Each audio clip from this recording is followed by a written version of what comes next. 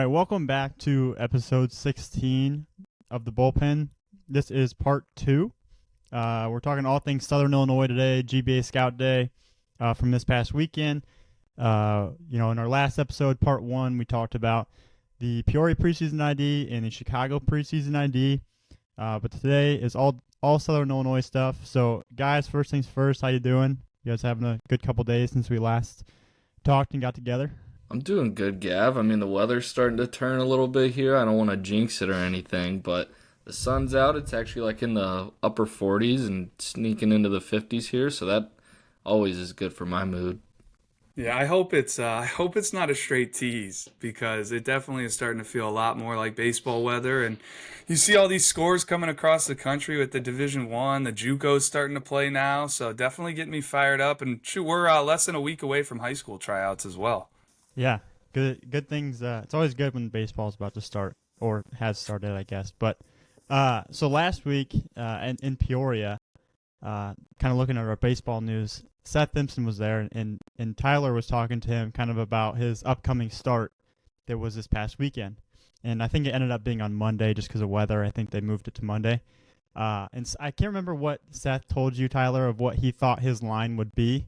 But it ended up being a pretty good outing for him. He beat the number 3 team in the country in Iowa Western. Lincoln Land won 4-1, and he threw 7 innings, allowed 5 hits, struck out 5, walked 3, and allowed no runs. So big shout out to Seth there for a solid performance on the mound. I mean, talking about Seth, that fires me up. I don't know if you're going to get in there on it, Tyler, but Seth has long been a fan favorite of ours. Shoot, I remember seeing him a long time ago when he was young, over there at Springfield High School, and he was a two-way guy, catching and pitching, and highly competitive. Now I think at this next level here at Lincoln Land, he's pitching only, and he should continue to see his stuff just tick up. But man, yeah, that is a guy to know. If you are a 4-year school out there, keep an eye on Seth Simpson, because he's got stuff, he's got competitiveness, and knowing him, he's going to be ticked about those 3 walks. But didn't let up a run, and yes, I like that shout out there for Seth Simpson.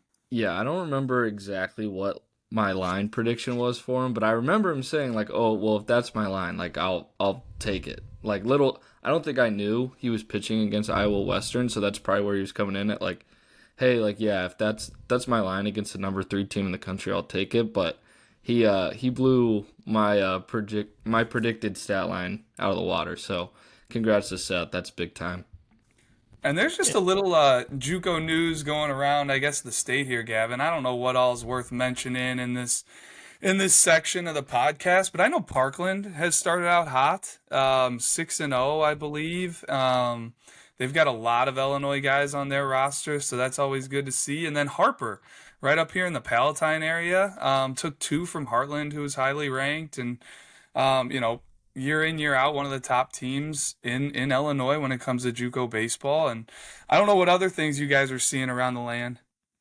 I just saw last night the video of Ethan Eberle pitching at Louisville. I think it was his first outing.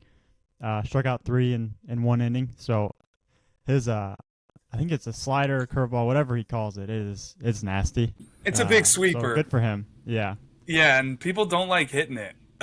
He gets all kinds of swing and misses on that, and it's awesome to see him just kind of, starting off in college kind of where he left off in high school. Like, he's always been a big swing and miss guy, so that's great to see. First outing, getting three Ks under your belt, and then just going off that Louisville, like, they've got a ton of Illinois, Wisconsin products and prospects, so I always am interested in, like, checking up on them.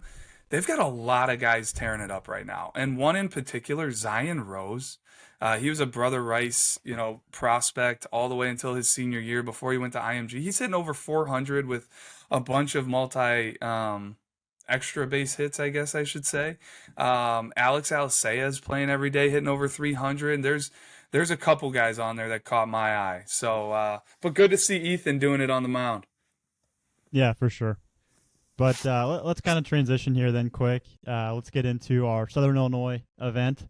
That was on Saturday at the Sports Barn, and this was our preseason ID for those Southern Illinois kids to get a chance to come out and perform before the season. And I thought it was a great event. Like, a lot of good arms, just good players all around. So I was happy to see that, and we did see some Missouri and Illinois prospects. So on this episode, for both the Southern Illinois event and GBA, we're probably just going to stick to the Illinois guys. We'll make some mention of some of these Missouri prospects, but anything you guys want to get into before we start talking about some players, feel free. But yeah, go ahead. Well, I'm sure Tyler will have a bunch too, and we have a lot of nuggets on players. But no, you said it. I thought it was a tremendous event on Saturday. I thought it went extremely smooth. And coming off a Peoria event that was one of the deeper events in my, recent memory running that event there. In Southern Illinois, like you said it, we want to see, like, hey, who are the guys we need to see this spring? Who do we need to pinpoint and say, okay, that's a guy, that's a guy? And there were plenty of them over the 2 days when we were down there. And a couple Missouri, like Missouri is strong. There are a lot of players on that side of the river. Kevin Mulder will have his hands full this spring as well. So we'll touch on them like you said. And Tyler, I mean, feel free to lead it off, but running that event on Saturday, all three of us were down there. Starting off on that Saturday event, I was able to see all the hitters. You were able to see all the hitters. Gavin was crushing the pitchers. So who were some of those guys that really stood out to you? Yeah, I mean, first off, just to touch on those Missouri guys, like Gavin said, we're not going to go in depth on them, but just thought they were worth mentioning. James Wiedekamp was a two-way out of Kirkwood. He's a 2028. Actually, all these guys are 2028s. Then Robert Grosh out of Fort Zumwalt North, and then Chase Stearns out of Parkway Central. But moving over to Illinois, and Drew, you're probably going to agree here. Like, I think the biggest winner had to be catcher Max Greamy out of Taylorville, 2026. Listen, he's uncommitted. Just looking at the numbers, like, we last saw him at our state games in August, and like, he's ticked up across the board. Physically, also just metrically with everything he did. 180 pop. He was 81 out of the chute. Led the event in max EV with a 102 max, and then he was averaging 92.3. So he was on the barrel throughout his round. Drew, I know you went up to him and were saying like, "Hey, it looked like you fixed this, and this with your swing." So I don't know if you want to get in any more on Max, but for me, he was probably the biggest winner. Yeah, great one to start with. Had a couple quality conversations with him. Really, really enjoyed just the young man that he is. Seems to really be maturing, and the way he was kind of looking inward, at how he can elevate his performance and things he needs to do to put himself in the right foot here for the 2025 season was impressive to just kind of hear him talk about it. And one of the things he was talking about was just, first off, handling failure, but simplifying things, like simplifying his swing. Like, he had a lot of things going on last year, and I thought this round, what really stood out to me was, it was like, hey, minimal movement, direct to the ball, and he was all over the barrel to both gaps with strength. And then, to hear those numbers that he was putting up defensively as well, like, to me, you could talk about a pop time number, and I do think that speaks to, like, okay, he's got really quick glove to hand, he's got a strong arm, but like, it looks right, like he looks like a catcher. You watch him catch pens, he's willing to work back there, he's got the right mentality. So big fan of him. I actually thought, like, him and the other catcher, Bo Brayman, were two of the biggest standouts on the day. And if you're looking for catchers, like, look no further than Southern Illinois for those two guys. With Greamy out of Taylorville, Bo Brayman out of Freeburg. Now, Brayman was a 2027, Tyler, and I'd love to hear what you had on him. I know I jumped around here on our list, but might as well talk about the standout catchers. No, Bo, I mean, another guy who has made strides since our state games. He was another guy who was there in August for us. He was on the barrel, right-handed hitter, pretty strong, compact frame, but led the event in average EV at 92.4 miles an hour. He peaked at 96.5, but I think the biggest thing was with Bo is just the evidently strong hands and the bat speed he had from the right side. He's definitely strengthened up since we last saw him in August, but and I thought the catch and throw had also ticked up a little bit since we saw him in Rantoul. And we mentioned, like, hey, this is a Southern Illinois preseason ID. We run it on, the St. Louis side of the river in Wood Rivers, where we had it at the Sports Barn East. But what I loved was, like, it brought out a lot of players, not just from that Metro East area, but Hayden Harris comes up all the way from Marion. That's down there by John A. Logan and Carterville and Carbondale with SIU. So he had a little bit of a drive getting up there, but I thought offensively, like he really stood out to me. Strength wise, the way the swing worked and just being on the barrel, it was like, whoa, that is an offensive, guy to know that Marion's going to be featuring in their lineup, I would think. Well, and it was his prep baseball event debut. I think we'd seen him a couple times at tournaments, but he'd never been to a showcase for us. So I think anytime we get guys like that, hey, it's their first event, but they also show well at the event, because sometimes these showcases, especially for younger guys, like he's only a sophomore, like can be a little bit of an intimidating atmosphere. You've never done it before. Most of the time you don't probably know a ton of kids there. So no, big kudos to Hayden. I thought, he had bat speed. Also had a max distance of 352, which was probably one of the event leaders, probably within the top 5, I would think, for the event. And he was also a steady defender on the infield. And he's young. He's a sophomore. He's got plenty of time to continue to improve there as well. But no, I thought he was another big-time winner from the event. And then moving down, just 2 infielders in a row here. Joe Stefan out of Marquette Catholic, 2027, loud round of BP. I remember he was walking around a lot to like in the frame as well. He was on the barrel with authority, had a 96 mile an hour max EV and 356 peak distance with the bat. So can really, hit the ball hard and, send it with authority to all fields. But next guy is infielder Jack Rolvis. All around upside here. Loose and easy hands at the plate.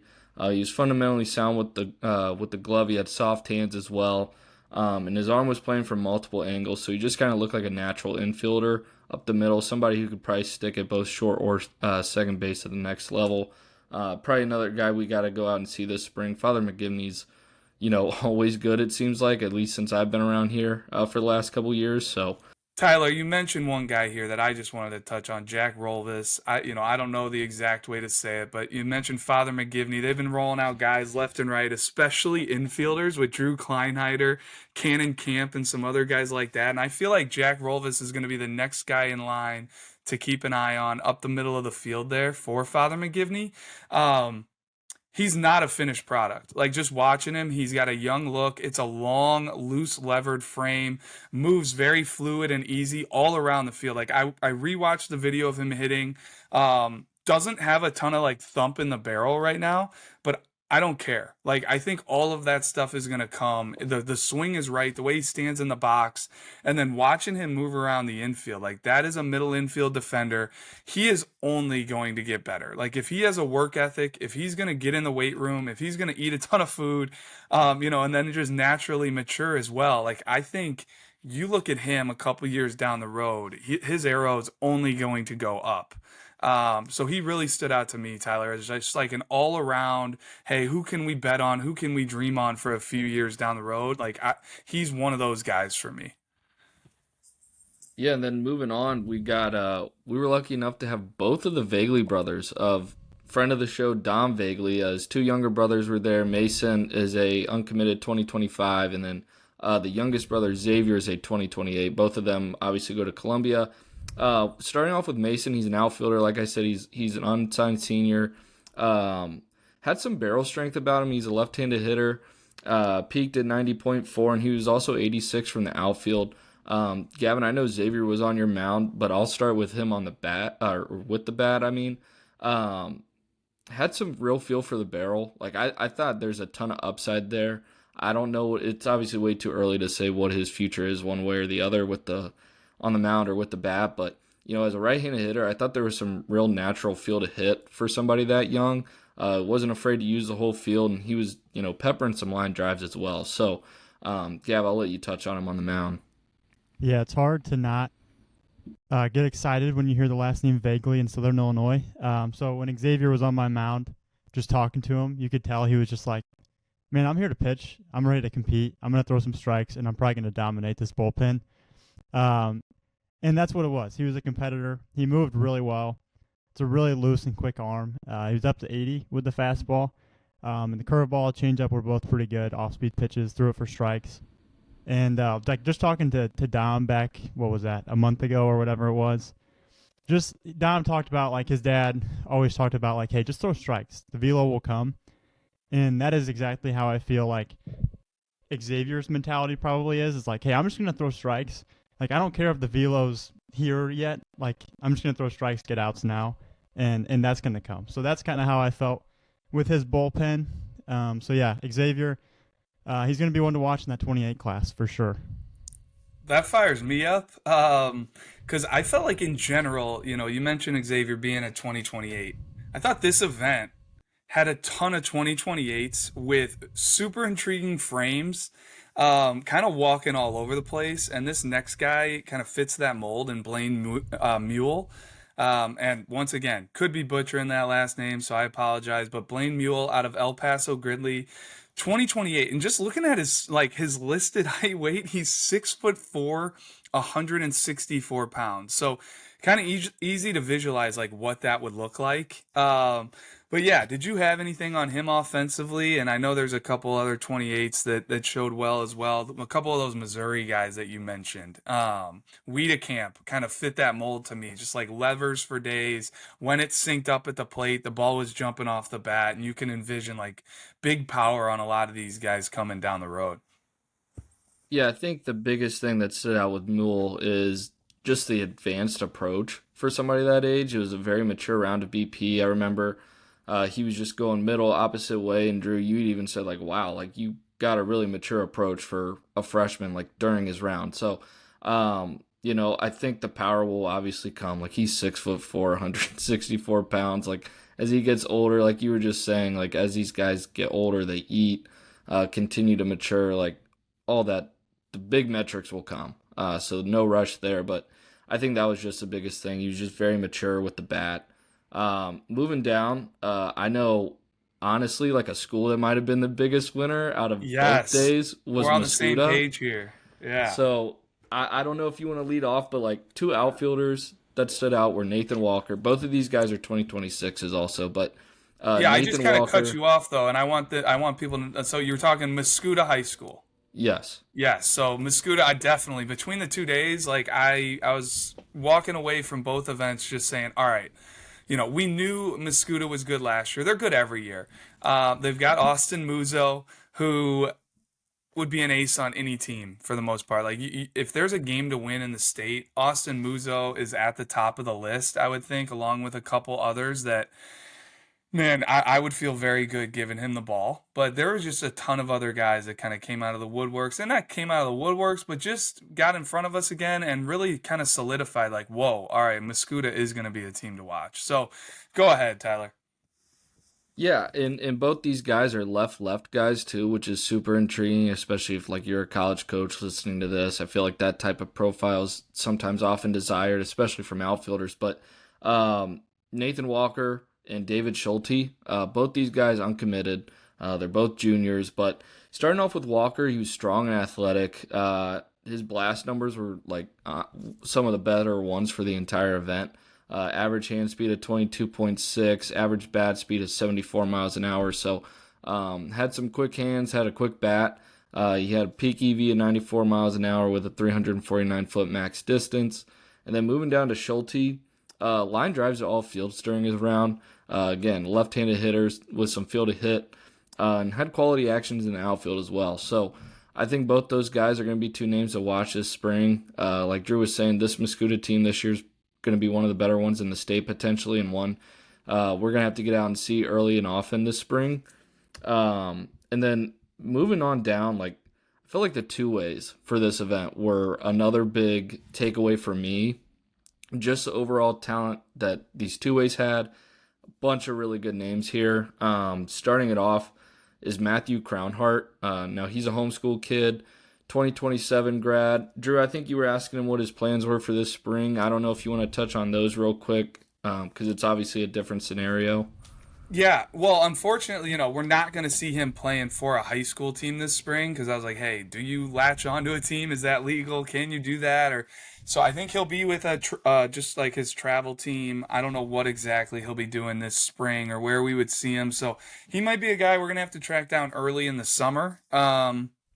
If we don't get great in-game looks at him, because I mean, we all are tracking down high school games in the spring. We want to see these guys play high school. We're getting tons of great looks, but that doesn't mean he's going to be off of our list. Like Crownheart was ultra interesting to me. He might have been my favorite bat on the day. Just when you factor in present, ability with the ceiling and the future.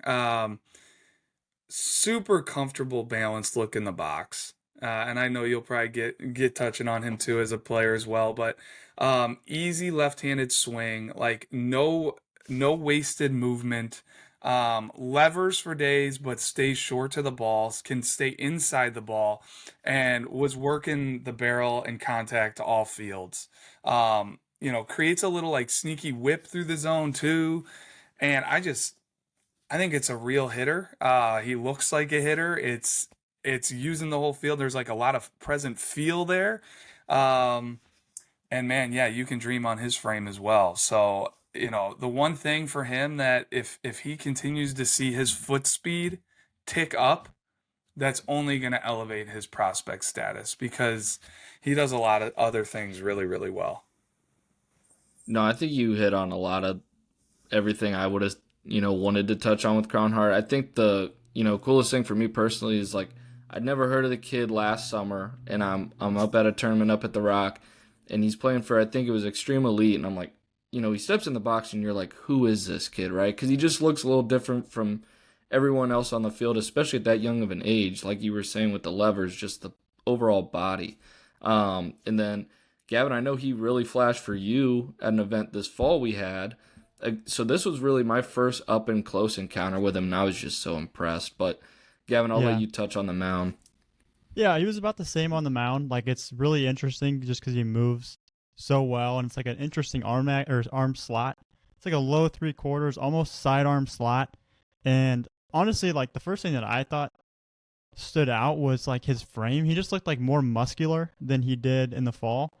So I went back and I was just like looking at his weight, and honestly, he has not like gained a ton of weight or anything. It's pretty similar, but I don't know if he's just getting in the weight room and just kind of leaning out a little bit. But he looked a lot stronger than he did in the fall. But yeah, about the same velo, kind of the same look as the fall, but just like the way he moves on the mound too. So that'll be one to, like you guys said, to follow.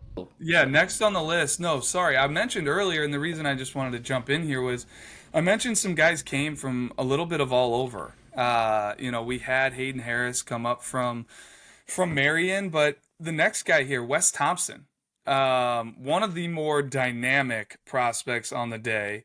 He hails from Normal U High, Normal University. He's a 2028. And to me, like, he just stood out due to the overall athleticism and the overall tools. You don't see 2028s put up kind of the numbers that he was putting up. I'm just looking through the list here. Like he was up to 89 from the outfield, 79 out of the shoot, coming out of the crouch. He was 84, 85 touching 86 on the mound. With a big like 12-6 downer breaking ball, max distance of 311 at the plate, and 91.5 mile an hour max exit velocity. So just in general, you don't see a 2028 putting up those kind of numbers. When they do, it does stick out. And then for me, it's like, okay, how do you get to those numbers? His 89 from the outfield, it was done with high level of intent, a big crow hop, all kinds of effort.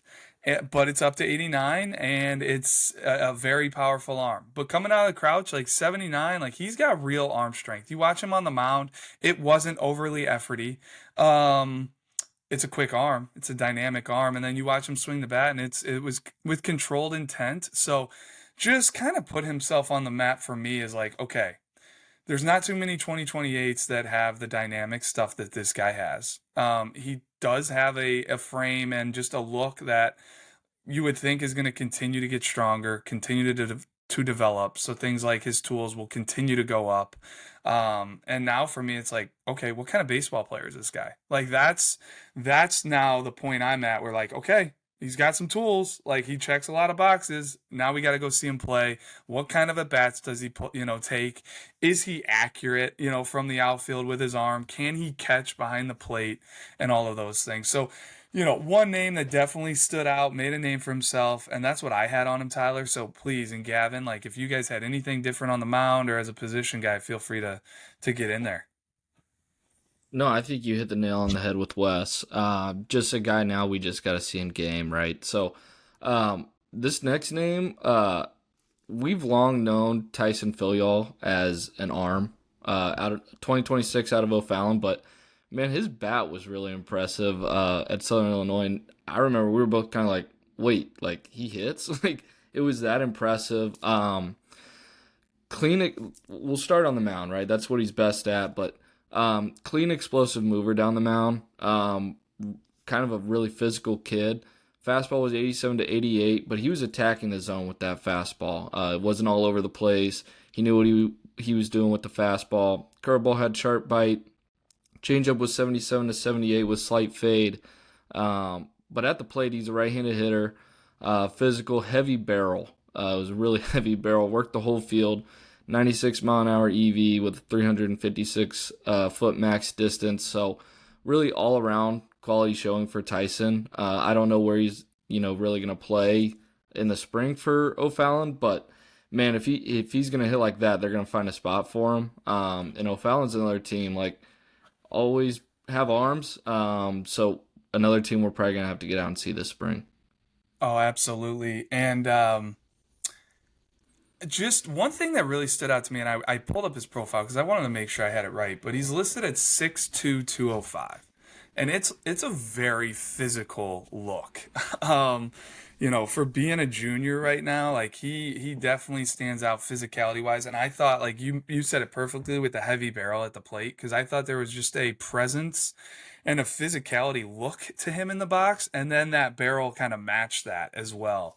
No, so he came, and I used him in part one of this episode as my prospect of the week because we were coming off that event. It was sticking out to me. I wanted to give him some love, so he's getting a little 2-for-1 here this week. But no, he deserves it, Tyson. It was good to see him. Next on this list here, I mean, another 2028. I just feel like we've been talking about a lot of 28s, and I love it. They're the future of, Illinois high school baseball. They're the next up and coming guys. Like, who are the guys in the state? And Alton has one of them in Anderson Kaufman. We were lucky enough to have Anderson last year at our junior future games down in Georgia, playing for Team Illinois, doing his thing. Stood out all week down there as a position guy, catcher, and then throws in the playoffs on the mound. And I'm just like, wow, okay, this is a whole nother thing he does that elevated him to me as a prospect. I loved like the low pulse that he had on the mound and just the quiet competitor. And he threw nothing but strikes in his outing down there. We did rank him in this initial 2028 Illinois rankings that we release. We try to be ultra conservative with who we put on that list, how many guys we go. It will only expand as we let these guys just continue to mature throughout their high school years. The list will get longer. We'll see more 28s.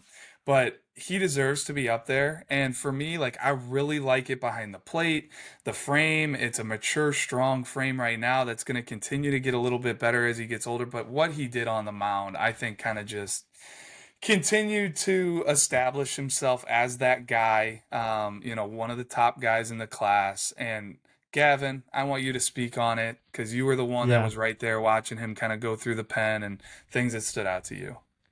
It was probably the best pen that I saw all preseason, and not even looking at the metrics to start, he, like you said, Drew, just has like a quiet confidence about him where it's like, I know that I'm going to throw strikes, like I'm going to attack, and like you can just tell when he was walking up there in the bullpen, like, I got this, like it's going to be what I want it to be. Like, it's just going to be strikes. I'm going to pound the zone with all of my pitches.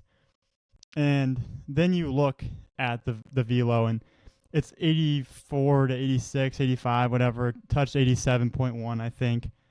But his changeup was filthy. Like it just dropped off late, heavy fade, had depth to it, and then he threw like a curveball and a slider, but the slider was a little bit better in this look.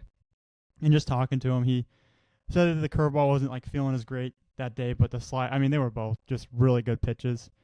And being at 28 and being able to have that polish on the mound and the compete factor that he has is just so advanced and just different for kids that are that age.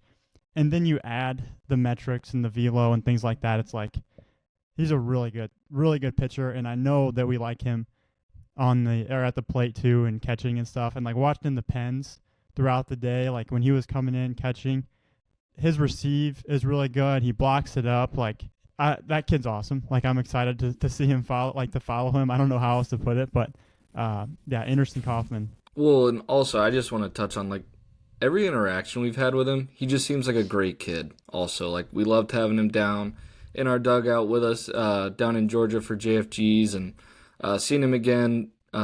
That was Saturday. Like, just seems like a great kid to be around. So, love that shout out of Anderson. But another common theme here, another Muscuda guy to talk about, and this time it's infielder right-handed pitcher Nolan Liebert.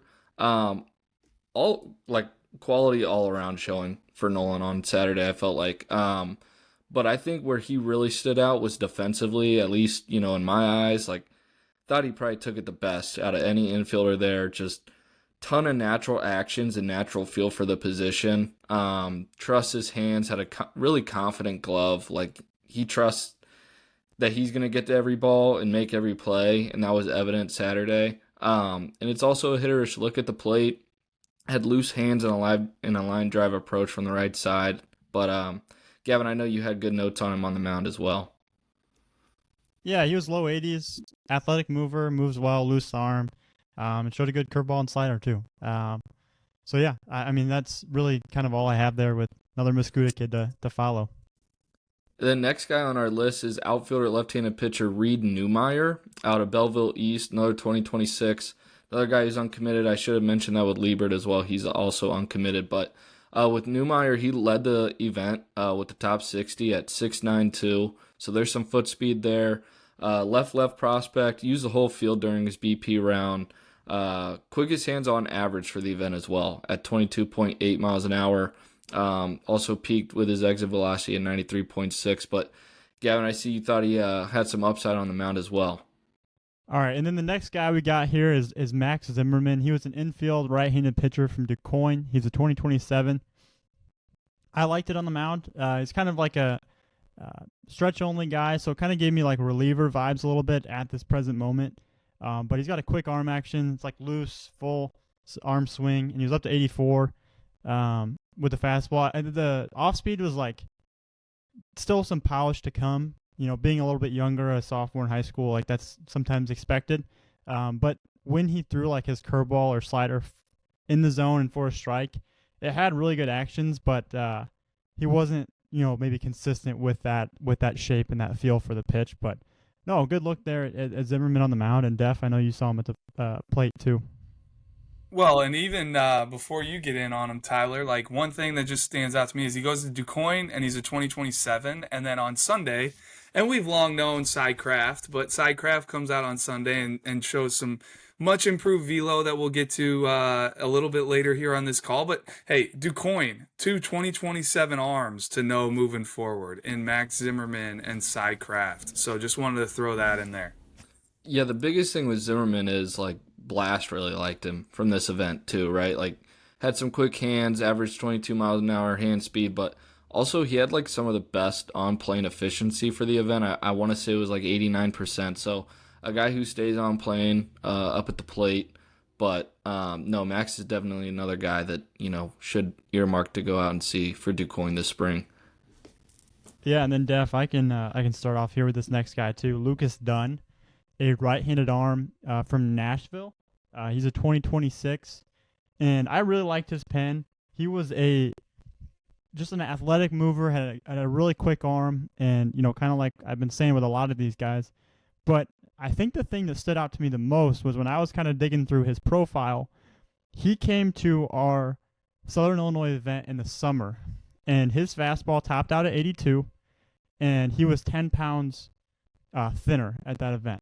And since then, he's added 10 pounds of strength. Like, his frame looks good, and his fastball is up to 87. So he's just climbing, and the movement patterns still look the same. It's still loose. It's still easy.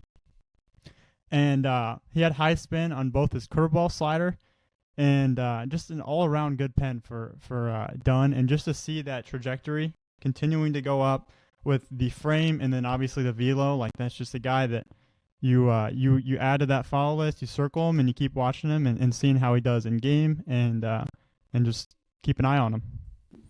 He was a guy. Oh, sorry, Tyler. You may be getting in here too, but he was a guy. We were, putting out the video spotlights, and I ran across his video, and it stood out to me. Like, that's a quick arm. Over the top slot, but it comes out quick. And just kind of like that next guy to know from Nashville. They've had the past, 6-7 years with Gavin Baldwin, the outfielder that came out of there, and Trey Reinberg, who's now at Wabash Valley, who saw a huge velo jump, and Ian Blazier was a shortstop left-handed hitter that went to San Diego out of high school. He is now somewhere back in the Midwest, I believe, but Lucas Dunn, like, definitely a name to know there, Gavin. He to me was a big winner, especially after I got a quick look at the video. We've got some more arms here listed next, and it looks like a trio of 2028s. The first guy that we got here is Avner Christian. He's a right-handed pitcher from Waterloo, Drew, at 2028, like you said. I just like the way that he moved on the mound, and it's a really upside frame, 6'1", 168 pounds. The fastball is up to 82 in this look, and he worked a curveball in like the lower half of the zone, which is always a good thing for those younger guys, like being able to throw a breaking ball for a strike, like we've mentioned a little bit here. So yeah, Avner Christian from Waterloo, he's going to be a 28 to follow out of Southern Illinois. And then the next arm too, like Keegan Puckett. Like, I don't know if you want to get in there on him.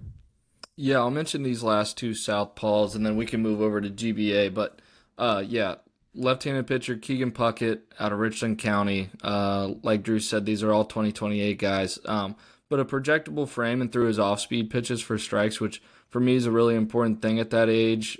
Strikes over velo, especially at when you're 2028. Next guy is Henry Nadier out of Route Catholic. He was a little bit more of a stronger frame, but he moved well, and his fastball was up to 81. So all around, the Southern Illinois event was just a fantastic event, and it gave us a great look to see some of those younger guys, especially from this event. But Gavin, I think if you're ready, we can probably just move over to GBA. Yeah, so taking a look at GBA, this was the day after on Sunday. Same facility up there at the sports barn. It was a great 2 days. And Sunday started off great. We started with pitching. The Sunday event featured probably 50-50 Missouri and Illinois guys. So there's a lot of Missouri guys to touch on, but we'll make sure we pass on all those notes to Kevin Mulder. Make sure he's got plenty of follows out there this spring. But no, it was good. I thought the standout kind of session of the day was the pitching.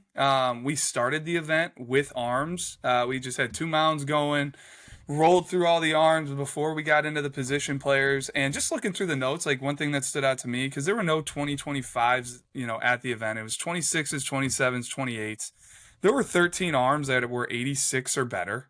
That 86 number, that's to me pretty impressive to have that many guys. And then I think what also stood out to me was like there were a good amount of those arms that not only had the 86 or better velo, but like had arm actions that really worked, secondary stuff that, has a chance to be dynamic, and like were, high level prospects. So some of those guys, if I'm just getting right into it, that from Missouri, I thought really stood out. Dominic Pandolfo, Fort Zumwalt East, like I had a close look at him throughout his pen, and not saying he is this guy, but like he did give me some Ben Hess vibes.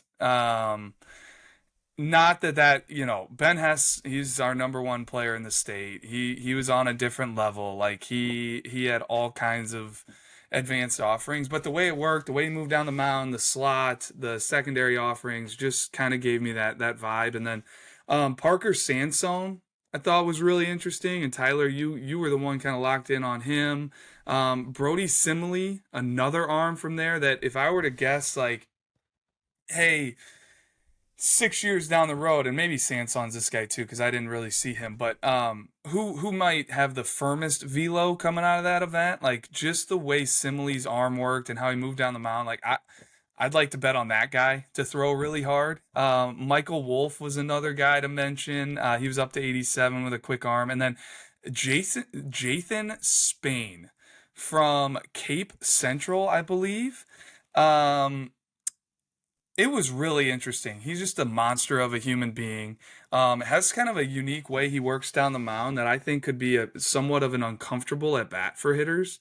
And then it was upper 80s. He was landing some off speed, and then he also stood out as a as a position player. He led the event with a max exit velocity of 103.3, had an average of 94.7, and launched a ball 378 feet. Drew Parsons was a 2026 commit. I think he's already committed, but he showed well as a two-way guy. And then Colt Hopper showed well with the bat and ran a 6.82. So, those Missouri guys definitely deserve some love. But here on the Illinois podcast, we are going, on the bullpen, we're gonna focus, a lot of our attention now on these Illinois guys. A good number of standouts, a lot of guys we had known that it was just great to get updated looks at them. But a couple guys here that kind of came out of the woodworks a little bit. Maybe we had seen them, like glimpses of them here or there, and definitely worth mentioning. So the first guy, I think he's a fan favorite of all of ours. He was a former future gamer, came down to Georgia with Team Illinois last summer, was kind of a big winner just all throughout the 2024 calendar year. Like I remember us seeing him, pitch for Glenwood in the spring. And then we got an updated look at him in the summer, and that updated look of him in the summer was like, all right, this is a future gamer. Like, we need to invite him here. He's got one of the best breaking balls in the class. We've always liked the way he moved, and then the velo was just kind of creeping up. So, I'll let you guys take it from there. But, man, him and Dylan Huff, Glenwood, 2026, uncommitted right now. I think should get a ton of love, but he gives Glenwood one of the top 1-2 punches in the state with him and Cameron Appenzeller. No, I mean, he continues to be one of my personal favorites. Speaking of the Southern Illinois event, like that's when I first saw him was last year at that event. And I remember seeing it then and being like, okay, like that's how it's supposed to look. It was that easy and clean. It somehow gotten even more easier and even more cleaner. There's just so much to like there. He's a multi-sport kid as well, like plays football in the fall. He was up to 89 with the fastball, but like it's so much strikes. Like he throws everything for strikes. And he can really spin it. He's long been able to spin it. The changeup I thought was like better than I've seen in the past. So, man, I think the sky's the limit for Dylan. He was one of my uncommitted prospects of the week a couple weeks ago. Like, just I can't say enough good things about him. Like, just I think he's going to be really good as he continues to get older.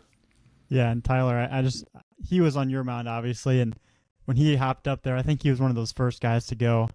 I was like, I gotta look over here and take a peek and see this Dylan Huff slider, because that thing it's disgusting. We've always seen it that way, and I just remember specifically that summer tournament you're talking about, Drew, that we saw him at.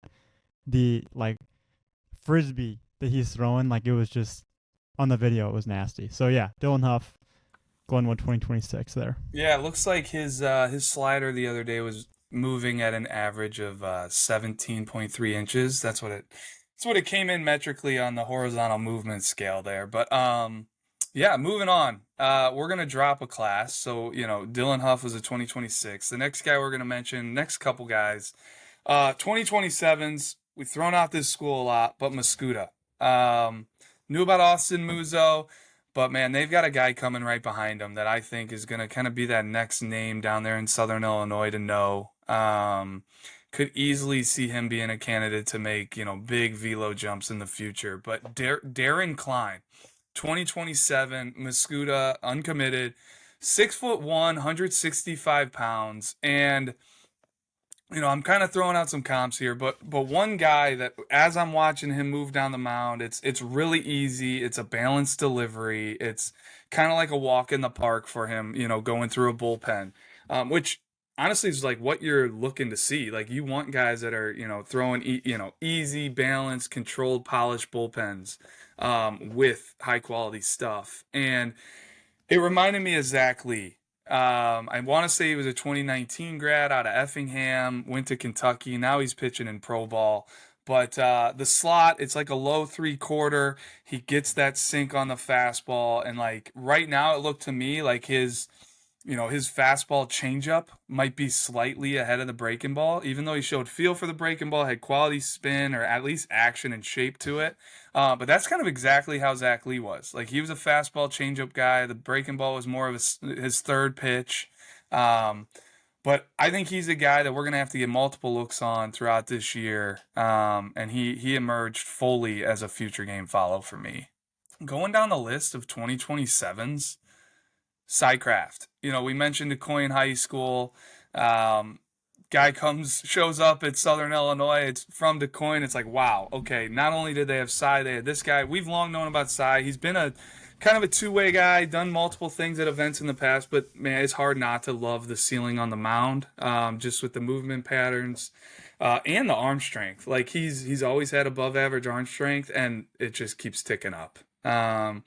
That's really what I saw, out of his bullpen was kind of the same guy, but just the velocity keeps going up. And I want to say he topped at 89 at this event. For me, it was a little bit of a scattered pen. As far as just the command, like he was showing control but not command, and I think that now will be the next thing to see out of Cy is like the pitchability.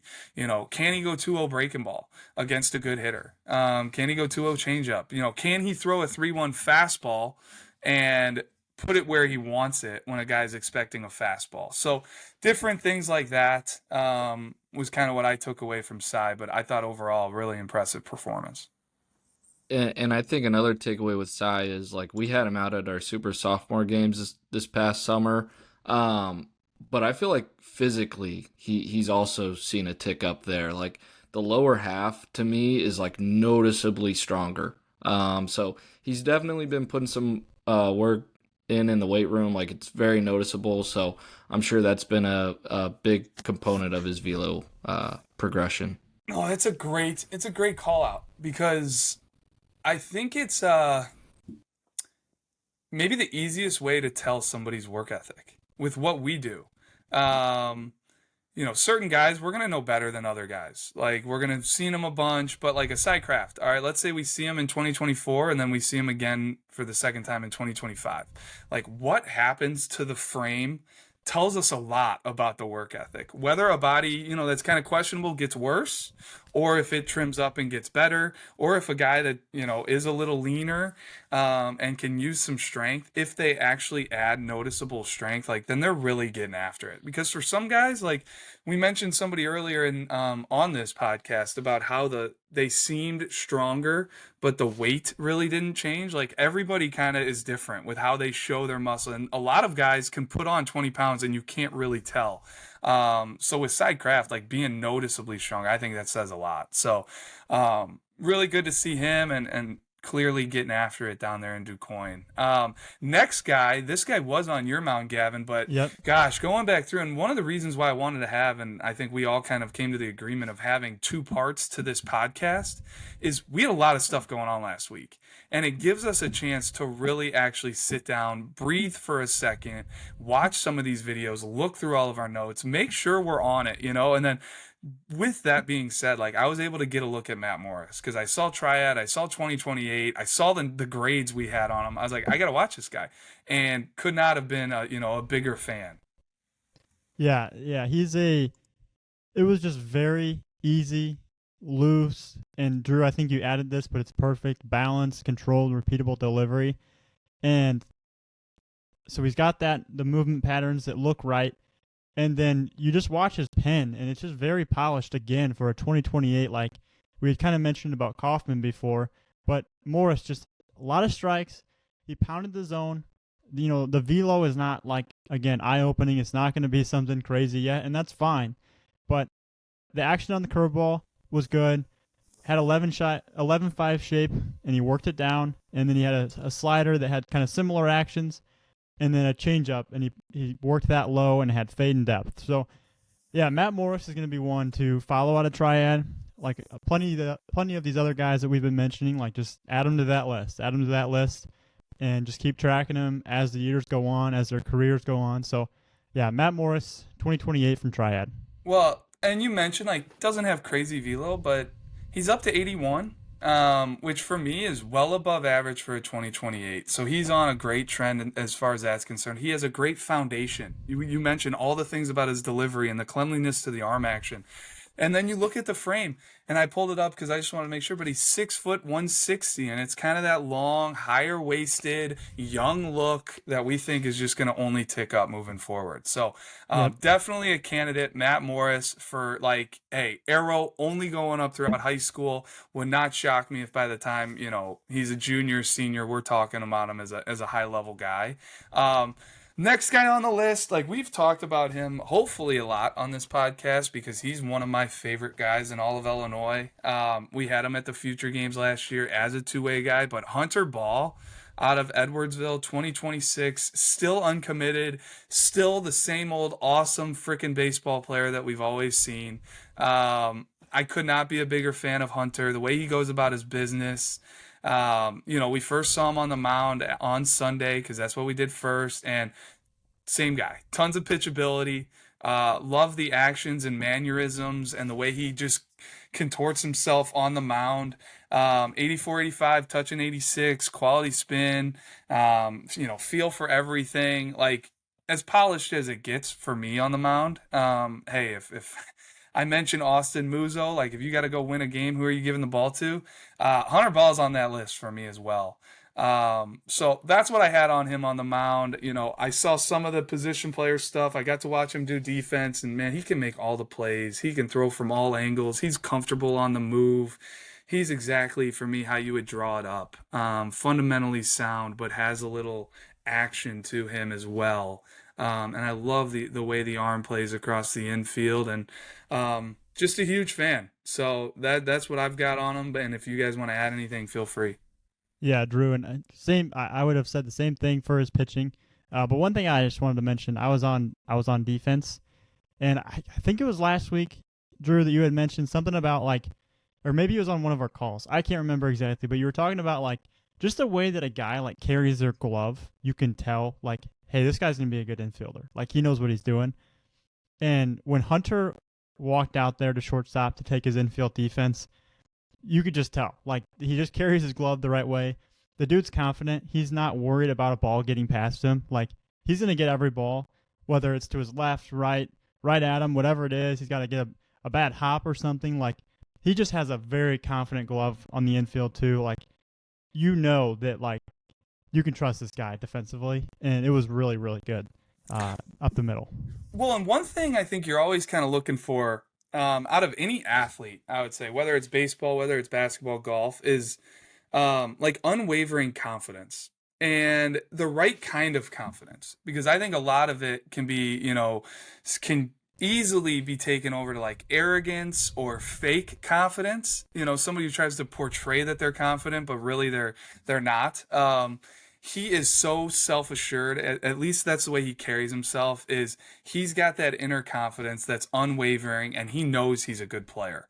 And that's what it takes, like, for any baseball guy. First off, to be able to handle, failure, you got to be confident, because it will make you question that confidence, and tough stretches are tough to deal with in baseball. But no, Hunter Ball's got it. I love that call out. And another Edwardsville product, unless you guys want to touch on Hunter Ball and his bat or anything anymore, but another Edwardsville product that we were able to have down at the Future Games last year, and we were kind of loaded with arms and who all we could take, and Chase was willing to come down and throw one inning at the Future Games last year. First off, his willingness to be able to do that always stood out to me. He understood the opportunity getting to throw in front of those schools, and he took the most out of it. He threw against Team Missouri at the Future Games and carved them up. And I'll never forget the look he gave coming off that mound, because I bounced out of the dugout. I'm going to, just dap him up with a little fist pump. And he is mumbling under his breath, basically talking some competitive words about Team Missouri, or maybe just his performance. And it immediately hits you like, this guy's built a little different. Like, this guy is ultra competitive. He's not out there worried about how many radar guns are behind the mound, or not behind the mound, but behind home, and how many eyes are watching him, or what the moment is. Like, all he cared about was dominating on the mound and dominating the hitters for Team Missouri. And I will never lose that visual. And man, he carried Edwardsville to the postseason and the state finals. He was an all-state selection for us, and just continues to be that same guy that we have seen. So sorry to get so long-winded on the things we've seen in the past, but man, he deserves it. He deserves that to be shouted out to the world, because Chase Milburn is an ultra competitive guy. And I know we only saw him in a bullpen setting here, Gav. So yeah, I mean, the bullpen, it's kind of the same kid that we've always seen.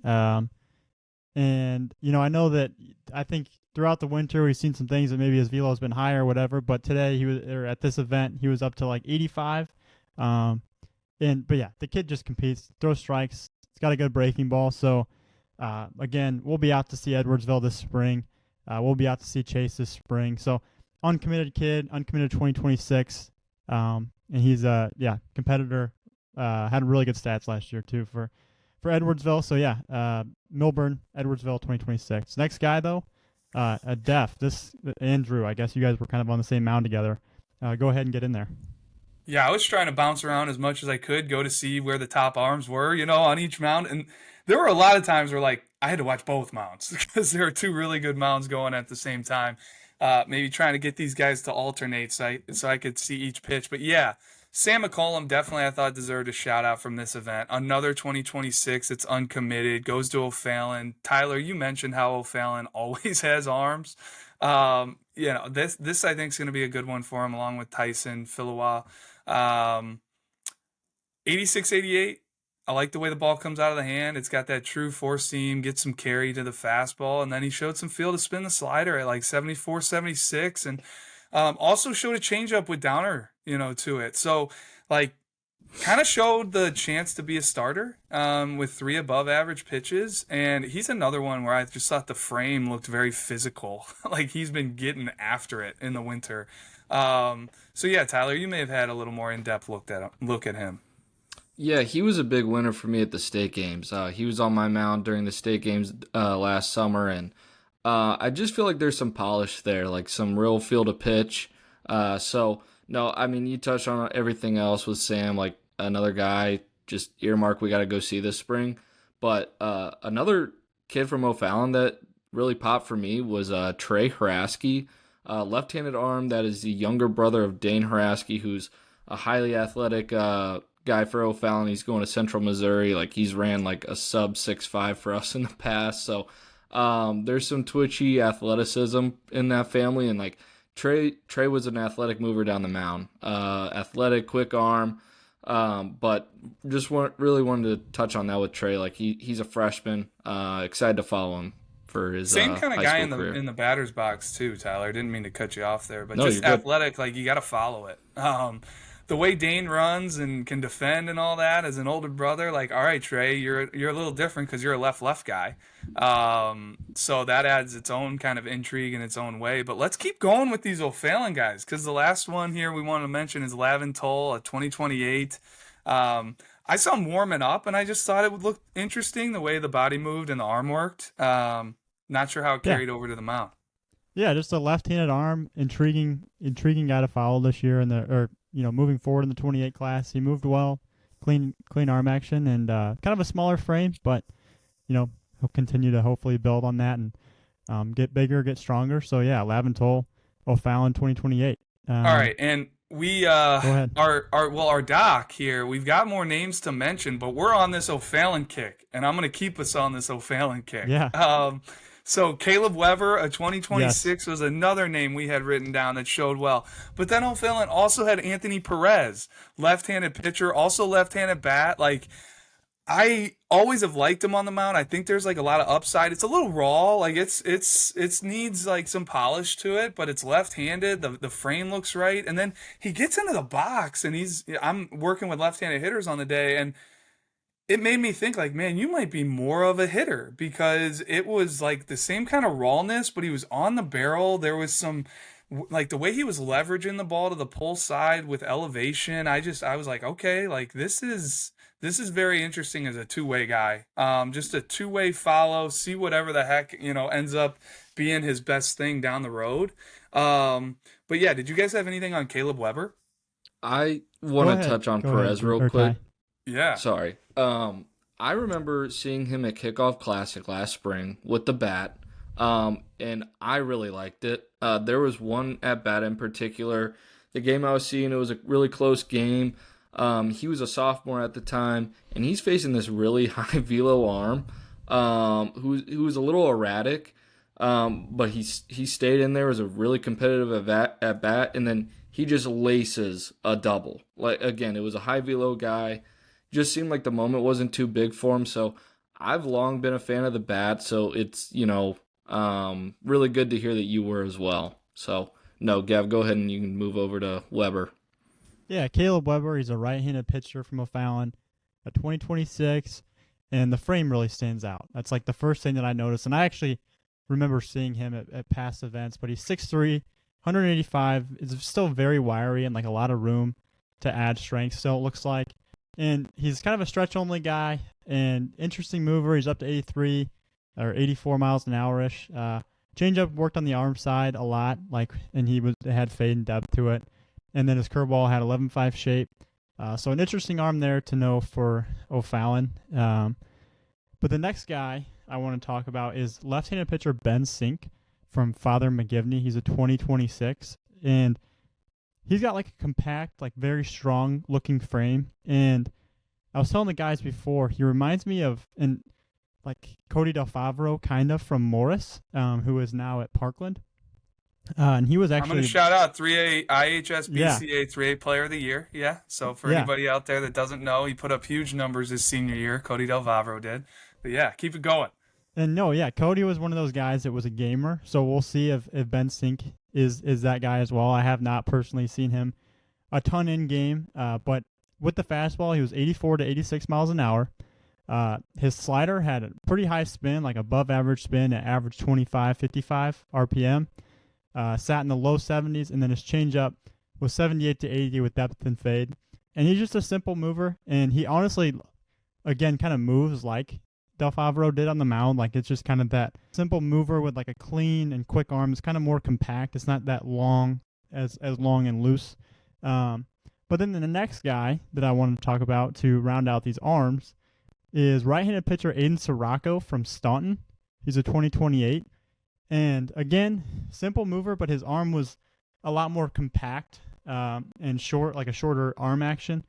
He was like, I was watching the video again today, and he landed his curveball for strikes a lot. And it had like 11.5 shape, and he just had like really good feel for like the lower half of the zone.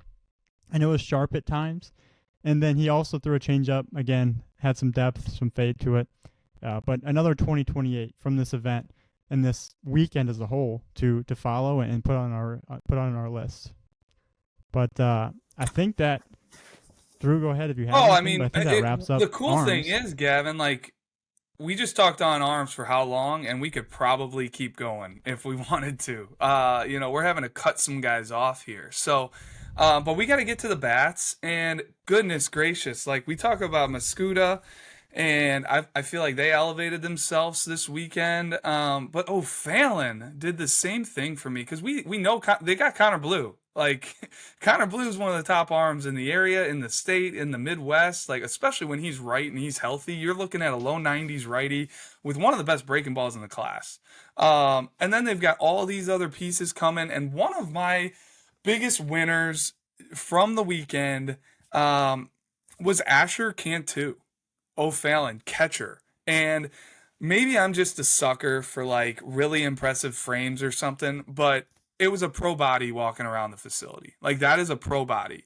Um, so kudos to him, like getting in the weight room and just continuing to add to his physique because he has long been a impressive looking frame. Um, but he also had some stuff to go with it. Like offensively, he stands in the box with presence to him. And he's not on the barrel every single time, but when he is, it is ultra loud. It is usually elevated contact to the, middle pull side of the field, and he put up big metrics. Like he had a 100.9 max EV. He averaged 90.7. So like when that ball is coming off the bat, it's coming off the bat hard. And then he also had a max distance of 347. We had good defensive notes on him. I was watching him throughout the bullpens, but to me, that's just a guy that's continuing to work on his craft. Like you can tell he's putting in work, especially watching his swing from last year, and seeing kind of how it has cleaned up a little bit to this year. The overall action to him defensively, the arm action, all of it. So he's clearly working on it. I'm a big fan. I'm a believer. And then also another 2026, and I don't know, I hope I mentioned that Cantu is a 26, but Carson Bauer, like, really stood out to me from a ceiling perspective. Like, there were a couple guys, this past weekend where Jack Rolvis being one of them from Father McGivney, where it's like, hey, it's like, it's okay to not be, at your ceiling at 16 years old. Like, it's okay to be a long way away from your ceiling at 16 years old. Like, honestly, that's more exciting to me because I really liked Carson Bauer. I thought the swing, it plays the way it should play. Like, there's fluidity, that, there's freedom in the hands. He's got loose hands and currently not a ton of thump off the barrel. And all that's going to do, you look at the long levered frame that he has, like it's only going to get stronger. There's only more thump to come. He ran a 7.2 360, which is only going to get better. I loved the look, and I just think he's a guy, man, 4 or 5 years down the road, like when he finally comes into his own, that's going to be a guy to know. And he's a guy to know right now and a guy to follow, but I just think there's so much more to come. Well, a couple winners for me, bat-wise, and maybe the biggest winner of the entire event, Braden Forney, a catcher, 2026 out of Belleville West, uncommitted. We started the day off, like Drew said, we were starting with Pens, and he's one of the first catchers to start, and he is just absolutely getting after it, blocking willingly, right? Like, people listening at home are probably like, well, yeah, he's a catcher, he's supposed to, but like, it's really easy in a bullpen setting to just kind of low fit and be like, maybe try and pick the ball or something. Like, he is an aggressive and willing blocker, and as a pitcher, like, I love to see that, a guy that, in a bullpen setting is willing to work that hard for the pitcher. But that's just the catching stuff. Like, he also had a 1.8 pop during defense, 81 miles an hour out of the chute. But the bat, had some barrel strength there as well. Averaged 87.7 mile an hour with the bat, topped at 97.7, 268 foot average distance, and peaked at 366. So there's some juice there as well. So I think that's, a guy that college coaches in the area and across the state are probably going to earmark to go out and see this spring and summer. And Drew, I don't know if you had anything else. Could not agree more. No, and like, I mentioned it with the guys who showed well on Saturday behind the plate with Brayman and Max Greamy, and then you throw Braden Forney in the mix, you throw Asher Cantu in the mix, like, get down in that area if you need some catchers. Like, and they're kind of all a little different. Cantu's got a left-handed bat. I don't know if I mentioned that. So he's got like some left-handed thump, but Forney, to me, you're not going to get a better defensive catcher. As far as who would a pitcher want to throw to, as far as the look he gives to you when he's setting up behind the plate, I was watching bullpens, and it was a college catcher back there. That is what a college catcher looks like when they're receiving bullpens, and just receiving in general. So kudos to Braden Forney, because the offense, I think it keeps getting better. I watched his video too. Like, he's very spread out at the plate. He tries to keep it very simple, very direct to the ball. But man, he's gonna be a catch first guy, and that catch first is really good.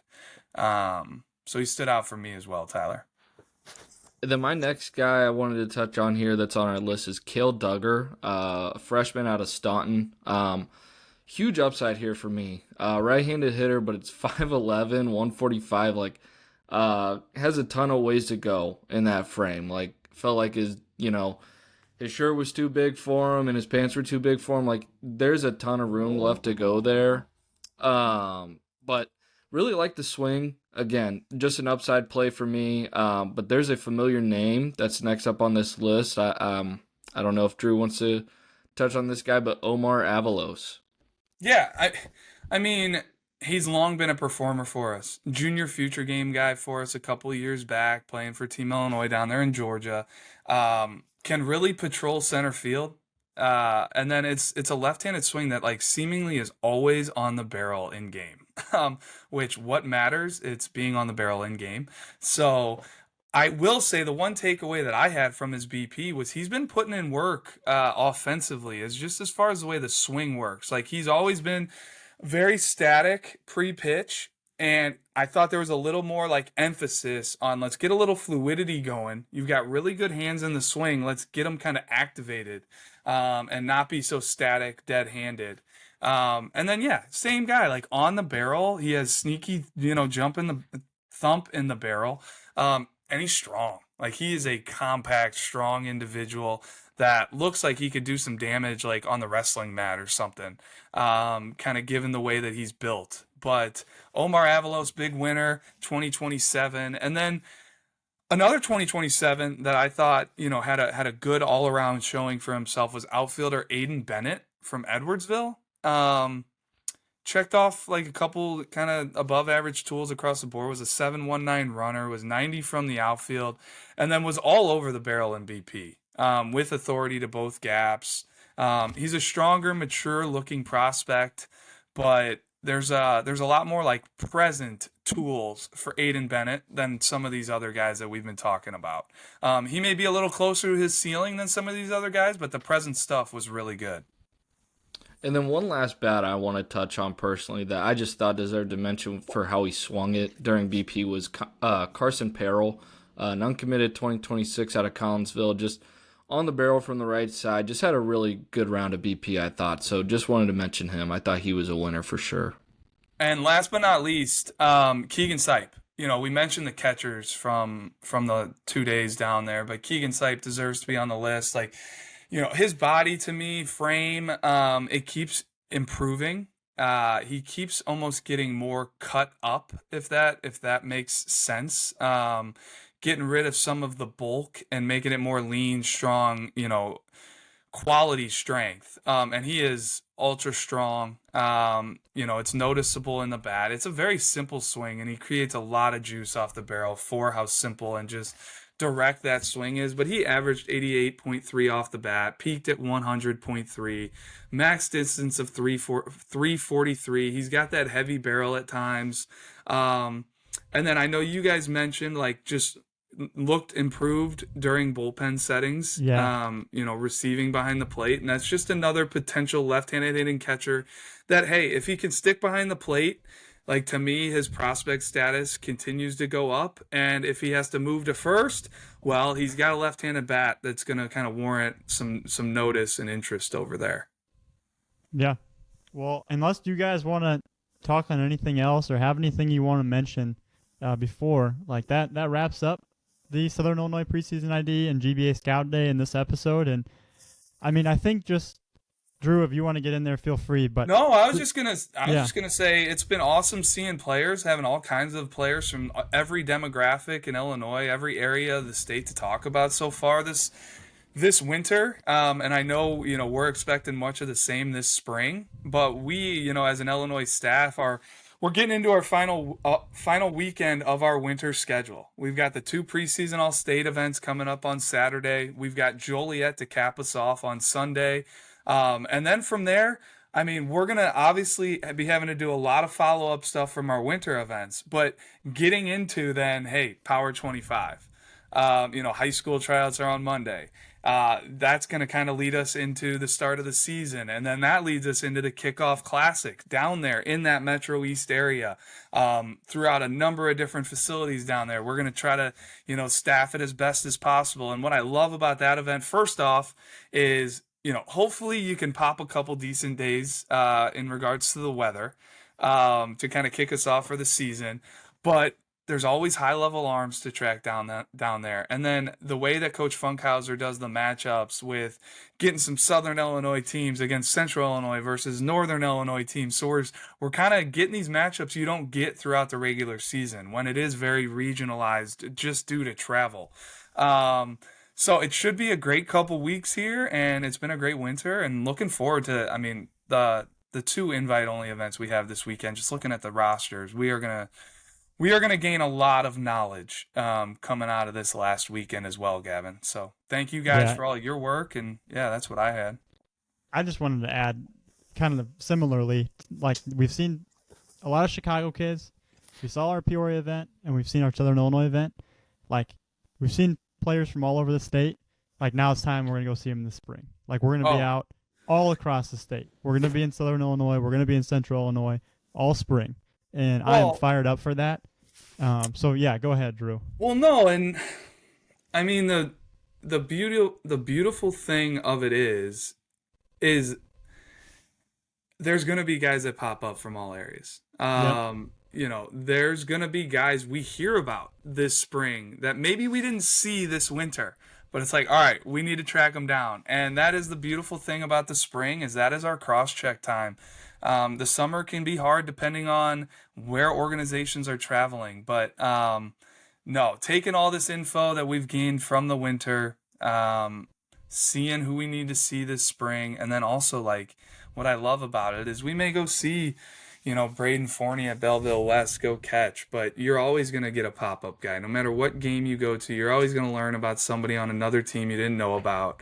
But no, it's been a great preseason, and looking forward to just getting into our high school coverage and following up just all of our preseason coverage with our analysis, with our rollouts, with seeing what pops this weekend at the All-State and so forth. So. Yeah, for sure. And we've got one more episode of preseason coverage on the bullpen before we start looking at the high school season, which is crazy to think about that it's already at that point. But no, appreciate all of the people that have listened, the parents, the players, coaches, whoever. It means a lot. It means a lot when we're out and you guys are talking to us about it and trying to help us make it better. So appreciate that. As always, like, comment, subscribe if you can. Be sure to follow us on our socials and keep up with everything we have coming out. So appreciate you guys. We'll see you next week, I guess.